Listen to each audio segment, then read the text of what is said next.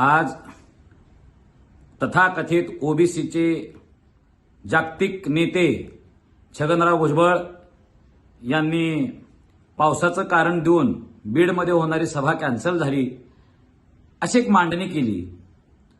पण छगनराव भुजबळ साहेबांना हे लक्षात आलं होतं की मराठवाड्यामध्ये मी किती जरी पाय आपटले तरी ओबीसी विरुद्ध मराठा विरुद्ध इतर असा काही प्रकार होण्याची शक्यता नाही आणि आपल्या सभेला लोक सुद्धा जमणार नाहीत असं छगनराव भुजबळ साहेबांना वाटल्यावर छगनराव भुजबळ साहेबांनी कारण देत चिखलभर गुडगा आहे, गुडघ्यावर चिखल आहे, पाणी आहे असं कारण देत भुजबळ साहेबांनी सभा कॅन्सल केली.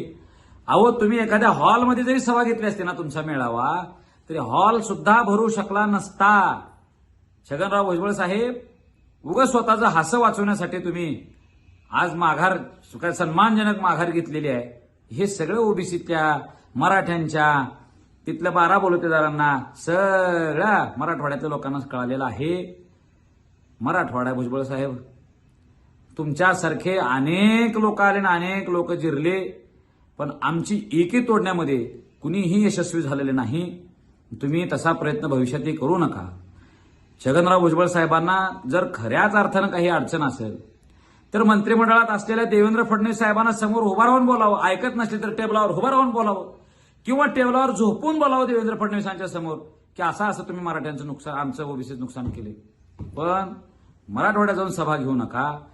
तुम्हाला त्याहीपेक्षा जर पुढे नेता बनायचा असेल तर मंत्रिपदाचा राजीनामा द्या आणि आझाद मैदानावर तुम्ही तिथं उपोषणाला बसा किंवा तसं जर काय अडचण असेल तिकडे लोक येणार नाहीत असं वाटत असेल तर येवल्यात सभा घ्या आणि मराठा समाजाचा द्वेष बाळगा.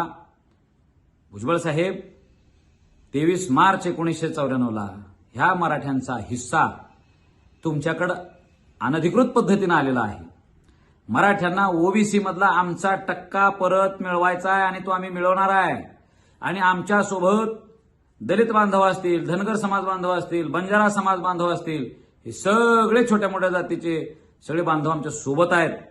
तुम्ही नरेटिव्ह सेट करू नका.